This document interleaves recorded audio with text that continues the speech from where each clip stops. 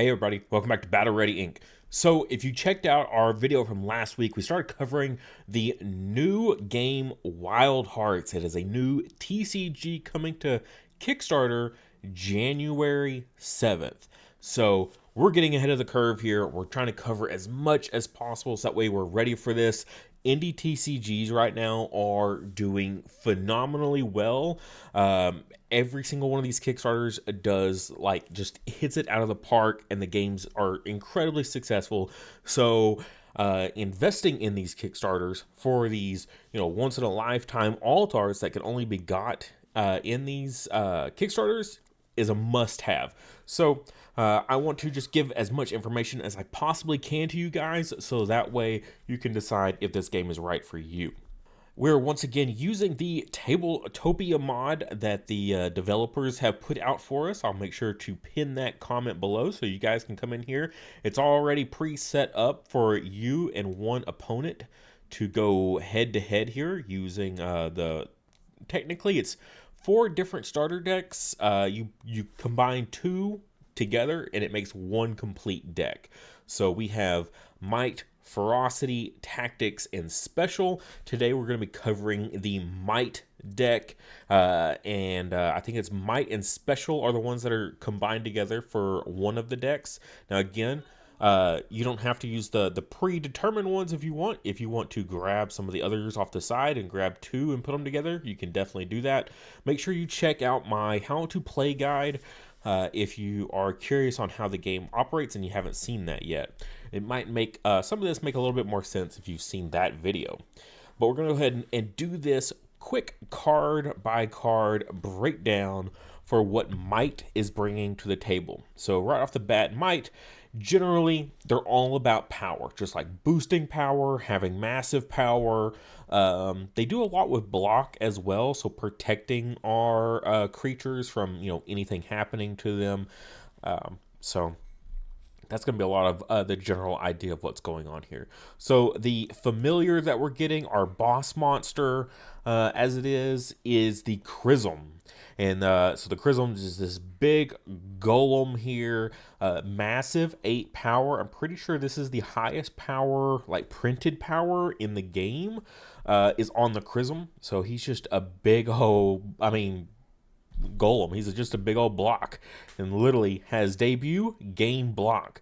So you'll put him out, and then you'll turn him sideways to mark that he's blocking, and cancel the next opposing effect that targets this creature, then lose block.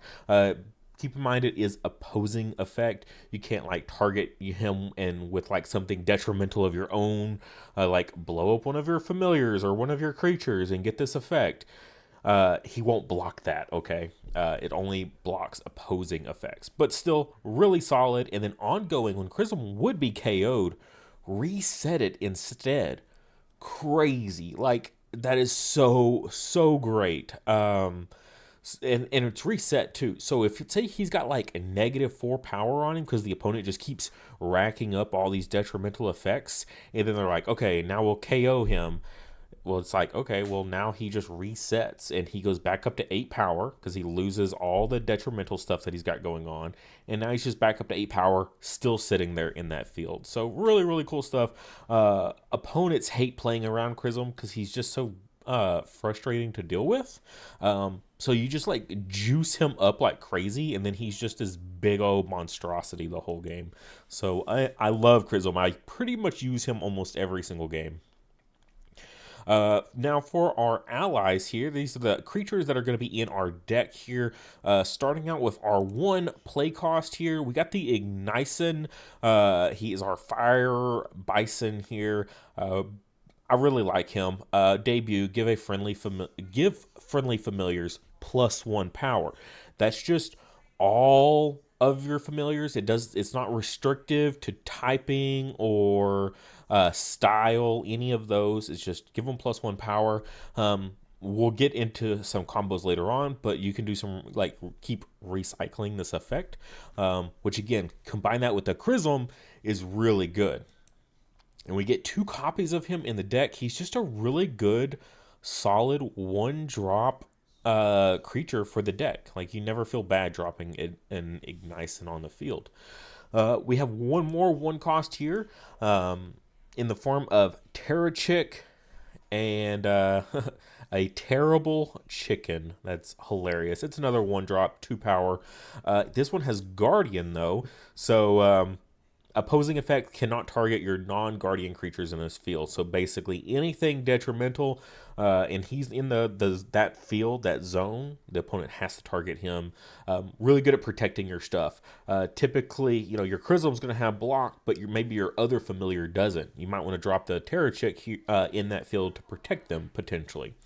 And then debut, give another friendly creature block.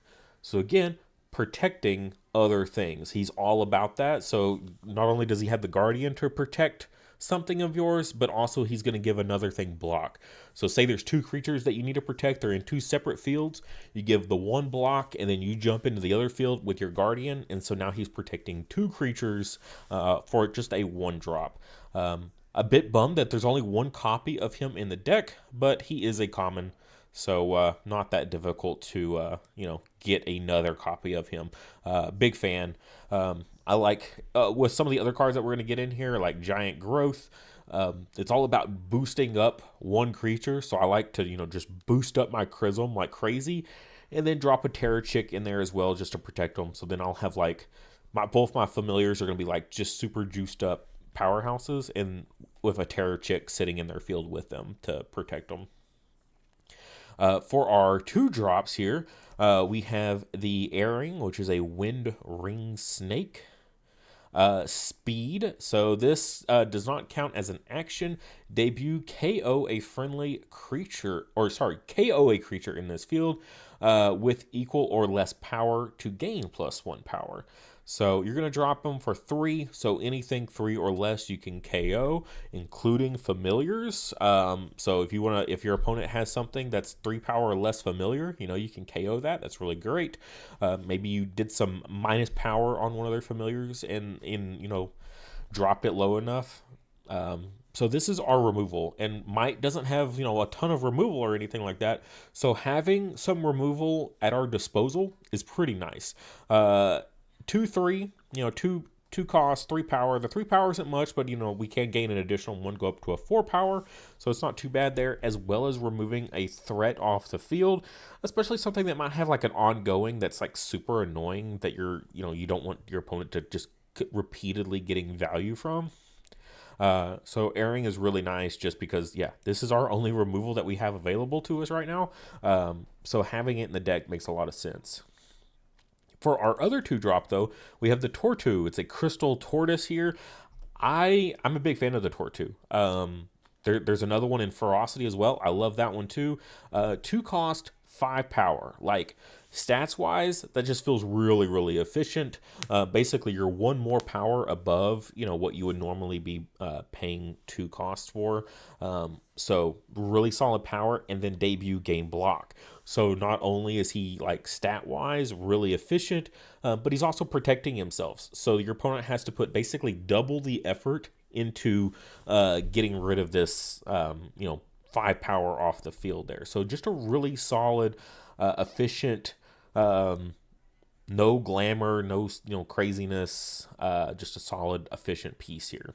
And the last ally that we have in the deck is the Tadalo, an aquatic armadillo here. It's a 3/6, not like crazy power for a 3 cost here, but it has Guardian, so opposing effects cannot target your other non-guardian creatures in this field. Feels kind of bad. I'm not gonna sugarcoat it. Guardian on a 3 cost card with that has a lot of power, having Guardian, this is going to be the first thing that's going to get hit when your opponent comes. So what I like to do is save my Tadalo till the very end, like the last thing I can possibly play before I run out of resources to play anything else, and then drop my Tadalo, so that way my opponent can't just immediately clear it off the field. And then ongoing, when scoring, Tadalo has +1 power for each ongoing effect you have in play. Now with the right build, this thing can get super, super jacked. Just like crazy, crazy power. Literally having the Chrism with his ongoing effect, This is already a 7 power creature, and then just a single extra ongoing effect, and then boom, he's on par with the Chrism. So, like, he can be a massive, like, swinging tentpole piece that's just an incredible glass cannon, okay? Because he's got no protection on him or anything like that. He literally has Guardian. Can be kind of scary dropping him, and then your opponent just like immediately blows him up. So you got to be really careful on your timing on this. But he can definitely very easily swing a field in your favor in scoring. So I think you just got to be a little bit more careful on when you want to drop him. As far as the ratios here, the only thing I would do personally is I would drop a Tadalo and then add in another Terrachik, and that's just a personal opinion there. For our kind of our more supporting cards here, our tamer cards that we have one copy of Strength Training here, so it's a 0 cost. Give a friendly creature +2 power. If they're an ally, they gain Guardian until the end of the round. So not bad. It's a good stall card because you play this for 0 cost. Get something power, and then your opponent goes. So now you're playing behind your opponent, which is how I personally like to play. If you're playing ahead, that means you're going to be able to get that initiative sooner and get that bonus draw on the beginning of the next turn. However, playing first gives your opponent a chance to react to what you do. Like I was talking about with the Tadalo there. If I play out the Tadalo and then my opponent goes and then they blow it up, right? But if I'm playing behind, then it's like, okay, well, I'm going to strength training. And they're like, okay, well, the only thing I can do is use this 3 cost card and then play this guy. It's like, cool, you used up all your resources. Now I know my Tadalo is safe. So this is just a great way to, if you're not playing behind, use this, and now you're going to be playing from behind. So not bad there, but I do love the support. Like, it's hard to pass up using this as a support because give a friendly creature +1 power. This is a great one to source early game because you're going to get at least 4 uses out of this. So it's going to be +4 power that you're going to be able to throw somewhere onto something. Again, I like to juice up my Chrism with this. So you're going to get double the amount of power that you would get from just playing this. But again, playing this and being able to start playing from behind is also very valuable, especially mid to late game. Like, if it's going into turn 3 and you draw this, like, you're probably just better off saving it in hand and playing it rather than using it as a support. Because you're going to get that same amount of value anyway. Even at turn 2, it's arguable if it's worth supporting in turn 2 or not. But turn 3 on, no, definitely a card that you probably want to keep in hand. Next up, we have our 1 cost tamer card. We have the Sylph Amulet here. So it's a 1 cost. If a friendly ally has been KO'd this round, play them from your discard and give them block. Super valuable card here. It also has a support. You may move a friendly creature to an adjacent field. Any creature, it's not ally or familiar restricted on that support. Again, I really like to support at least 1 Sylph Amulet if possible. Just because it allows you to get that flexibility of being able to move stuff around, especially if you deploy your familiars in a bad location and you reveal the judge's card and the judge is like, okay, yeah, that field that your most powerful creature you just deployed into, yeah, it's not even active this round. You're like, okay, well, I need my Sylph Amulet then to move it out of there. Now, there are other ways, of course, to move creatures around. So if your deck is built for it, maybe you don't have to rely on this support so much. And then you can get this really powerful 1 cost here. There's no restriction on how powerful that ally can be. Again, if you're having to play ahead of your opponent and you drop your Tadalo and then they immediately blow it up, you can then just bring it right back with the Sylph Amulet and give it block. So now it is protected. So both effects are incredibly powerful. I'm glad there's 2 copies in here because I absolutely want to run 2. Both have really, really good value depending on the situation. Like I said, if you can get both, 1 to support and then 1 to drop for emergencies, that is the best that you can hope for. Some of the strategies I like to do with the Sylph Amulet also is like with Ferocity. I know we're not covering Ferocity here, but they have a support that lets you, as soon as you exhaust that support, you get to KO a friendly ally to give +2 power. So some plays I did in like the tournament that we had that I streamed a few weeks ago was I played out the Ignison with that card to KO it. So the Ignison hits the field, +1 power to my familiars. Boom, I blow it up and give another 2 power to like my Chrism. So now my Chrism just gained a +3. Ignison goes to the discard, and then boom, Sylph Amulet, and I just bring it right back out. Debuts again, giving another +1 power to my familiars. Like, feels really solid to be able to just keep, bumping stuff up like that. But again, using it just to play out a one cost ally might not always be the best. But again, if you're using it in like a conjunction like that with like, a strategy that you're doing, like a combo like that, there is good value there. But also, again, saving it for your more powerful stuff, like playing out your Airing again to KO a creature, playing out your Tadalo. There's just plenty of good times that you can use the Sylph Amulet. So very powerful card, probably a staple in all Might decks, honestly. For our 2-cost Tamer card that we have here, we have the Giant Growth. It has speed on it, so it does not count as an action, so you do have to follow this up immediately. Sometimes I like to use this as my final card. My last 2 resources, play this, and speed immediately in the turn. So it's like, okay, when I draw 2 cards, see what I draw, choose a friendly familiar. Until the end of this round, opponents have -1 space in their field. When scoring this round, they have +6 power. So our familiar gets a +6 power. Our opponent gets 1 less space in their field, so their 4 goes down to a 3.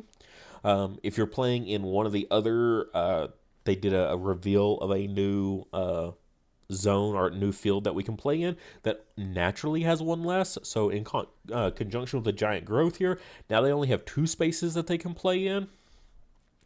Really nice combo there to just immediately shut your opponent down. Like, oh, I can't even react to this. You just gave 6 power in that zone, and I have no spaces to even put a new creature in there to react to it.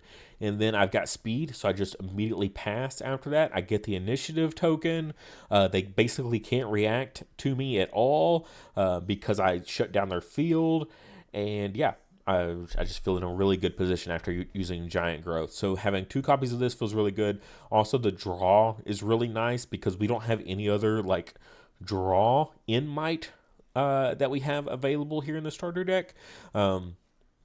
I can't remember from what they've revealed so far from set 1 if there's any draw there. Now, again, you can combine Might with something else and, like Special or Tactics, and those both have decent draw in there.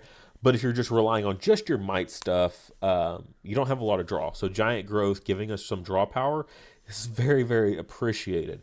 I did a Might Ferocity combo for the tournament a few weeks ago, and Ferocity also doesn't have a whole lot of draw in it either. So, and it has a lot of discard effects. So my hand was very, very slim most of that tournament. So having that Giant Growth to get me some extra cards was very, very appreciated. And then the last card that we have in the deck this is kind of like your finisher here. It's like I always like to have like one big, like, this is my powerhouse card, like my game ender, or at least my round ender, right? Something I want to, finish the round with. And it's Unity Tactics here. It's a 3-cost resource cost here card, so it's pretty extensive, just like our Tadalo was. But each friendly ally gains +2 power and block. So again, if you got a nice big board there, +2 power across your whole force here, that could be anywhere from 2 to 8 power in a field. And they all gain block, so now you're protecting all of your creatures, especially if they just lost block because your opponent did something, and then boom, you just give them block right back, or if they didn't have block at all. So many different things. And if you have 6 or more creatures with block, gain 2 VP. 2 VP might not sound like a lot, But trust me, if you've seen our games, the one like the stream that we did, these games can be so close all the time. Uh, and 2VP can just at least put you in a tiebreaker position to go into another round and then give you another chance to come back. So I'm a big fan of Unity Tactics in the right situation. I think it depends on the build that you're using, though. Getting 6 creatures on the field at one time can be a little difficult, depending on the deck that you're playing.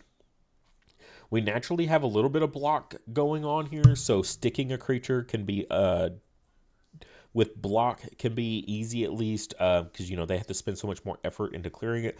So the Tortu, the Chrism, usually our other familiar.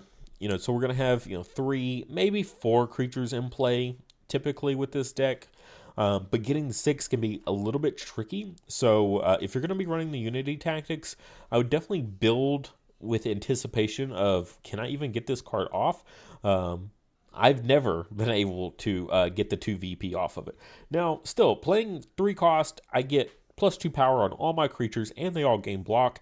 Even if it's only 5 creatures, that's still really good value. So even if I'm not getting the 2 VP off of it, it still can put me in a game-winning position and protects all my creatures. So then my opponent can't clear anything out. So that does feel really good, at least in that regards. So even if you can't get the 2 VP off the Unity Tactics, still feels pretty nice. But that's going to do it for our Might coverage. Stay tuned. Later this week, we're going to go ahead and cover Ferocity next, which is the other main style that I like to play the most. As the name implies, it can be very aggressive, even to the point, like I said earlier, you sacrifice your own, you discard your own to get more benefits. So whereas Might is like, yeah, we like to have big numbers too, but we like to protect our own rather than sacrifice our own to get power. So, but yeah, hope you guys enjoyed this. Come back later this week, and we'll look at the next round of cards.